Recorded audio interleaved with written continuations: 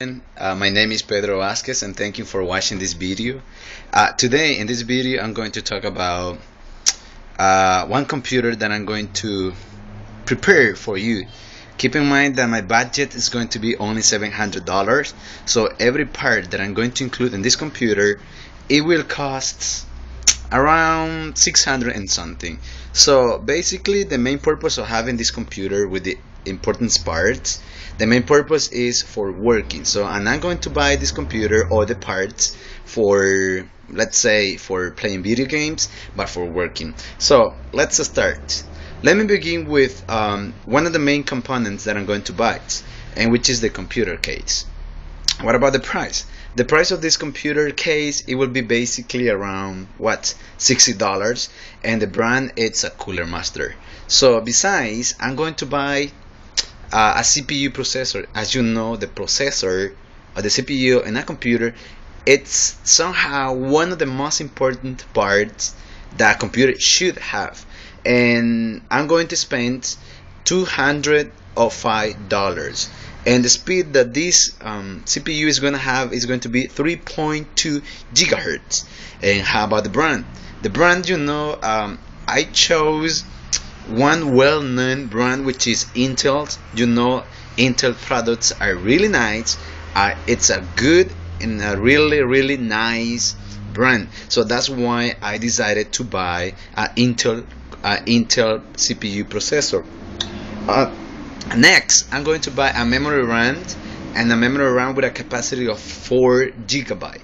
So the brand's name is a Crucial, and it's going to be only $23. I think is a little affordable. I mean, for 4 gigabytes, $23 is a nice price. A nice price. Okay, what about the video cards? The video card that I'm expecting to buy for this computer that I'm telling you right now, it will cost $150, and we have a speed of 1040 megahertz, and the brand is going to be XFX. So furthermore, what about the motherboard? The motherboard that I'm going to buy, it will cost $70, and the brand is going to be ASRock.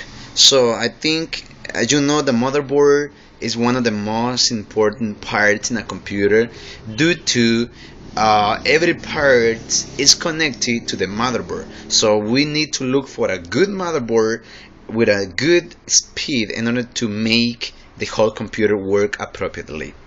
So next, I'm going to buy a keyboard. You know, a computer, especially this one that I'm telling you right now, is a desktop computer. In a desktop computer, definitely you need a keyboard and a mouse. So I found an interesting and nice deal on internet.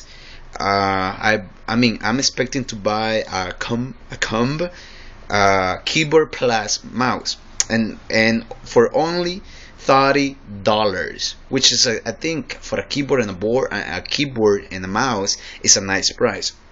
So, and one of the characteristics that this combo has is that the keyboard and the mouse are wireless. So I think it's a good way, because you are not going to need any wire or cable to connect the computer to the keyboard.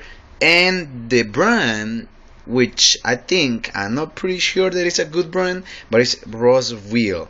So I'm thinking about also to buy a power supply, and the power supply will cost $100.